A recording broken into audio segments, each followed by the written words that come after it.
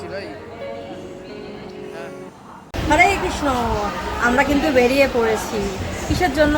আরে কালকে রাজ সিংহাসন ছেড়ে রাজপথে নাচছে, বাড়িতে কি আর থাকা যায়? তাই আমরা কিন্তু ফুল ফ্যামিলি লাগেজ গুছিয়ে বেরিয়ে পড়েছি।